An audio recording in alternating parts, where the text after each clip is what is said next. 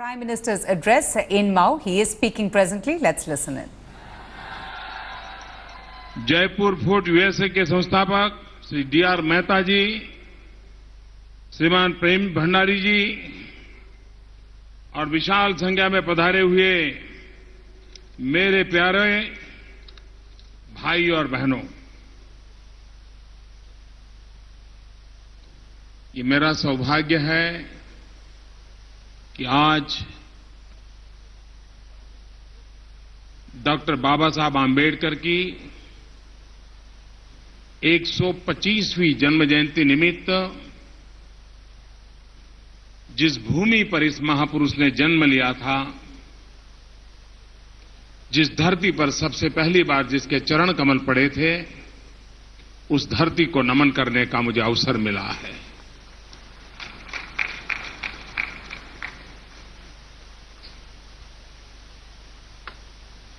मैं इस स्थान पर पहले भी आया हूं, लेकिन उस समय का हाल और आज के हाल में आसमान जमीन का अंतर है।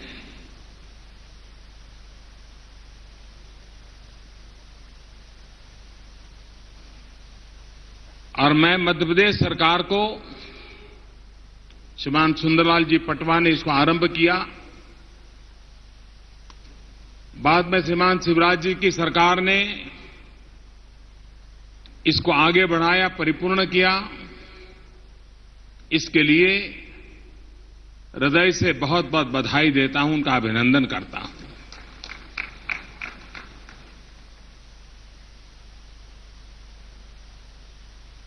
बाबा साहब आंबेडकर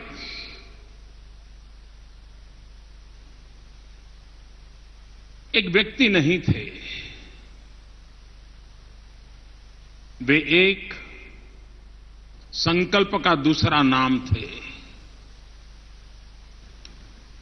बाबा साहब आंबेडकर जीवन जीते नहीं थे, वो जीवन को संघर्ष में जोड़ देते थे, जोत देते थे।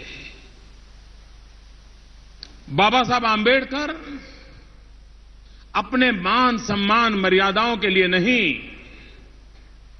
लेकिन समाज की बुराइयों के खिलाफ जंग खेल करके आखिरी छोर पर बैठा हुआ दलित हो, पीड़ित हो, शोषित हो, वंचित हो, उनको बराबरी मिले, उनको सम्मान मिले, इसके लिए अपमानित होकर के भी अपने मार्ग से कभी विचलित नहीं हुए थे। जिस महापुरुष के पास इतनी बड़ी ज्ञान संपदा हो, जिस महापुरुष के इस युग में विश्व की गणमान्य यूनिवर्सिटीज की डिग्री हो, वो महापुरुष उस कालखंड में अपने व्यक्तिगत जीवन में लेने पाने बनने के लिए सारी दुनिया में अवसर उनके लिए खुले पड़े थे। लेकिन इस देश के दलित, पीड़ित, शोषित, वंचितों के लिए उनके दिल में जो आग थी, जो उनके दिल में कुछ कर गुजरने का इरादा था, संकल्प था, उन्होंने इंसानी अवसरों को छोड़ दिया और वे अवसरों को छोड़ करके फिर एक बार भारत की मिट्टी से अपना नाता जोड़ करके अपने आप को खपा दिया। आज 14 अप्रैल बाबा साहब आंबेडकर की जन्म जयंती हो और मुझे हमारे अखिल भारतीय भिक्षुक संघ के संघ नायक डॉक्टर दम बिरियो जी का सम्मान करने का अवसर मिला, वो भी इस पवित्र धरती पर अवसर मिला। बहुत कम लोगों को पता होगा कि कैसी बड़ी विभूति आज हमारे बीच में है। कहते हैं 100 भाषाओं के वो जानकार है, 100 भाषा, 100 लैंग्वेजेस। और बर्मा में जन्मे बाबा साहब आंबेडकर उन्हें बर्मा में मिले थे और बाबा साहब के कहने पर उन्होंने भारत को अपनी कर्मभूमि बनाया और उन्होंने भारत में बुद्ध सत्व से दुनिया को जोड़ने का प्रयास अविरत किया। मेरा तो व्यक्तिगत नाता उनसे इतना निकट रहा है, उनके इतने आशीर्वाद मुझे मिलते रहे हैं, मेरे लिए वो एक प्रेरणा का स्थान रहे हैं। लेकिन आज मुझे खुशी है कि मुझे उनका सम्मान करने का सौभाग्य मिला। बाबा साहब आंबेडकर के साथ उनका वो नाता, और बाबा साहब आंबेडकर ने कहा तो पूरा जीवन भारत के लिए खपा दिया, और ज्ञान की उनकी कोई तुलना नहीं कर सकता।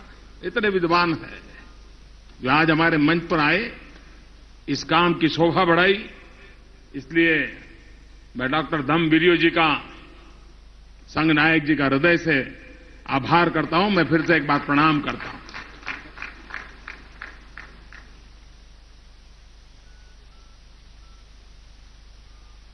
आज 14 अप्रैल से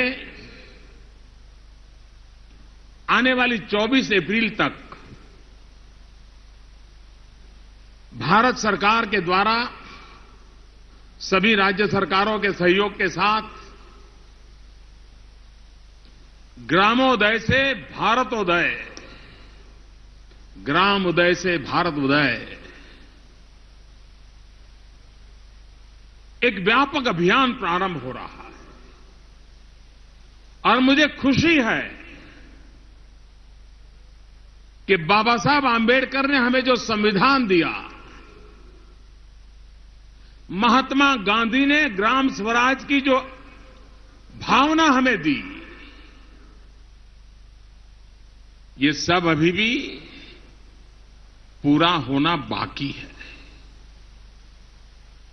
आजादी के इतने सालों के बाद जिस प्रकार से हमारे गांव के जीवन में परिवर्तन आना चाहिए था,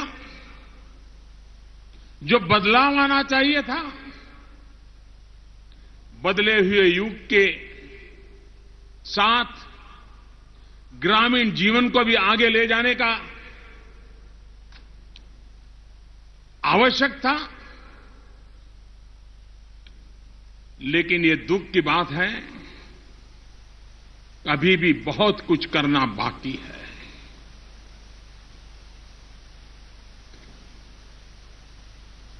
भारत का आर्थिक विकास 50 बड़े शहरों से होने वाला नहीं है। भारत का विकास 50 बड़े उद्योगकारों से नहीं होने वाला है। भारत का विकास अगर हमें सच्चे अर्थ में करना है और लंबे समय तक सस्टेनेबल डेवलपमेंट करना है, तो गांव की नींव को मजबूत करना होगा, तब जाकर के उस पर विकास की इमारत हम परमानेंट बना सकते हैं। और इसलिए आपने इस बार बजट में भी देखा होगा कि बजट पूरी तरह गांव को समर्पित है, किसान को समर्पित है,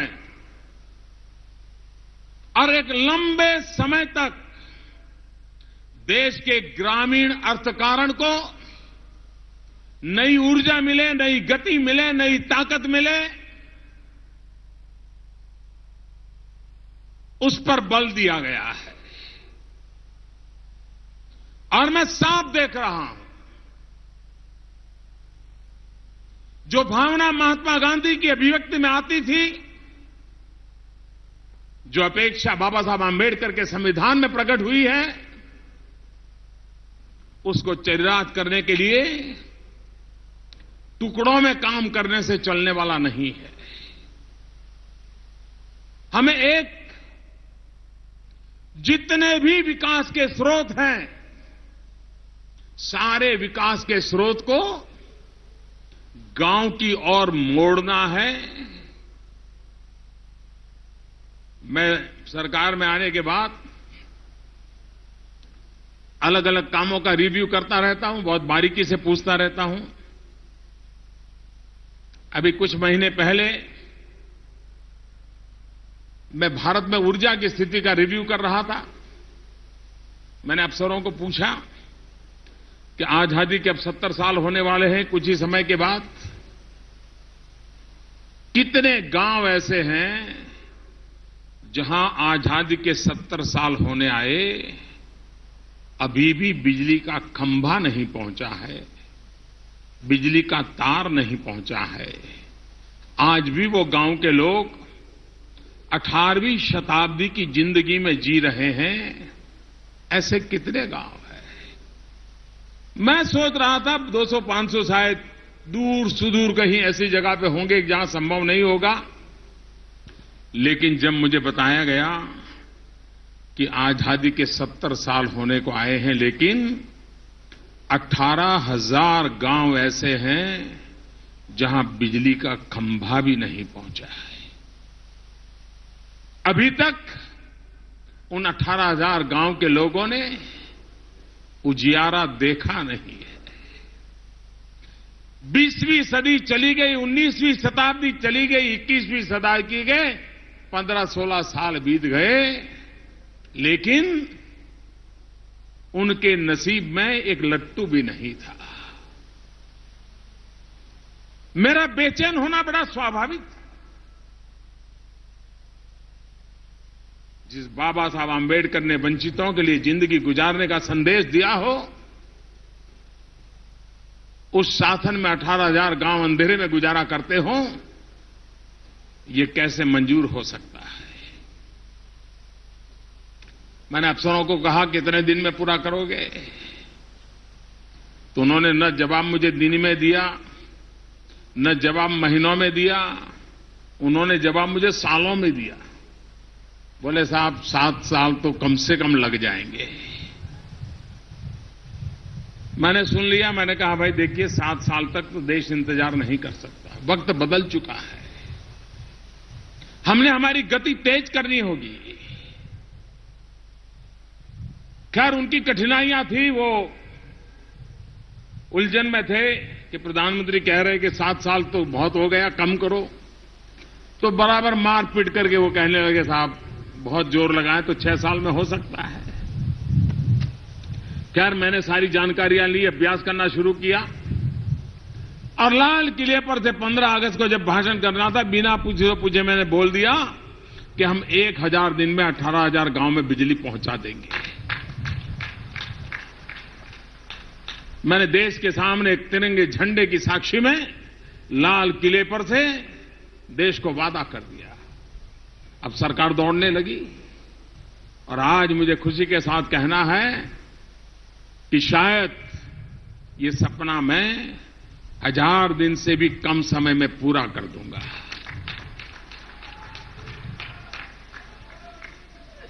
जिस काम के लिए 70 साल लगे, 7 साल और इंतजार मुझे मंजूर नहीं है। मैंने 1000 दिन में काम पूरा करने का बेड़ा उठाया, पूरी सरकार को लगाया है, राज्य सरकारों को साथ देने के लिए आग्रह किया है, और तेज गति से काम चल रहा है। और व्यवस्था भी इतनी ट्रांसपेरेंट है कि आपके अपने मोबाइल पर गर्व GARV ये अगर ऐप लॉन्च करेंगे तो आपको डेली किस गांव में खंभा पहुंचा, किस गांव में तार पहुंचा, कहां बिजली पहुंची, इसका रिपोर्ट आपकी हथेली में मोबाइल फोन पर यहां पर कोई भी देख सकता है। यह देश की जनता को हिसाब देने वाली सरकार है, पल पल का हिसाब देने वाली सरकार है, पाई पाई का हिसाब देने वाली सरकार है, और हिंदुस्तान के सामान्य मानवी के सपनों को पूरा करने के लिए तेज गति से कदम आगे बढ़ाने वाली सरकार है। और उसी का परिणाम है कि आज जिस गांव में इतने सालों के बाद बिजली पहुंची है, उन गांव में ऊर्जा उत्सव मनाए जा रहे हैं, हफ्ते भर नाचगान चल रहे हैं, लोग खुशियां मना रहे हैं कि चलो गांव में बिजली आई, अब घर में भी आ जाएगी, ये मूड बना है। Big breaking news, and it is indeed one of the biggest steps forward for India's nuclear weapons program. India today can now confirm that the country has successfully tested its most ambitious weapon system. The show is perfectly fine, it's healthy, it's normal, and it's cool like always. Little baby called the iPhone SE has arrived in India, and we got our hands on it. We have told you a lot about the phone, reasons to buy it, and